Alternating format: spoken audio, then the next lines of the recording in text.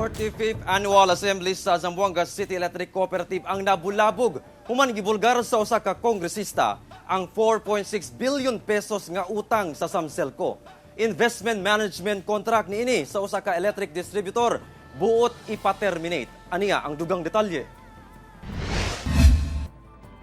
Naundang ang pahumanay na untang open forum sa gipahigayong 45th Annual General Meeting sa Zamboanga City Electric Cooperative.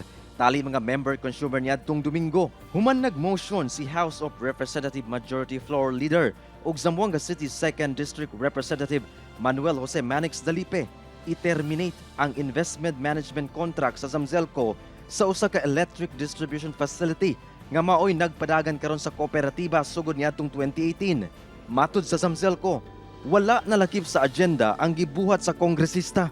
He should further be reminded of Section 10 of Republic Act number 10531, ito po yung NEA law, that states the management, operations, and strategic planning of electric cooperatives shall, as much as practicable, be insulated from local politics.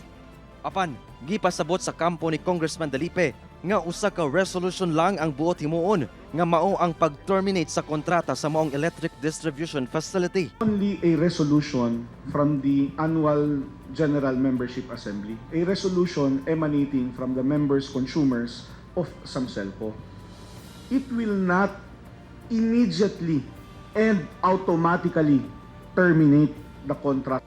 Sumala pa nga nalugi na kuno karon ang ZAMCELCO. Deberasan ba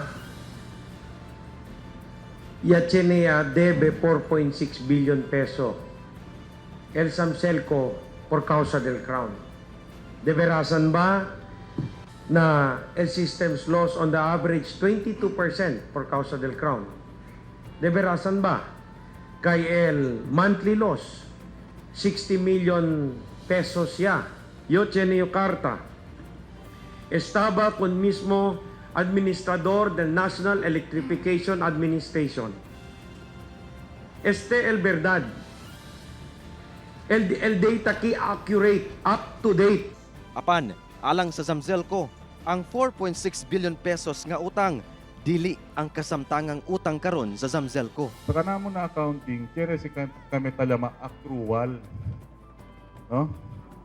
For example, 0.6. Pero parte de ese 4.6, aquel yan recognize siya kami debe, kay paga kami na July power bills na diamon mga supplier.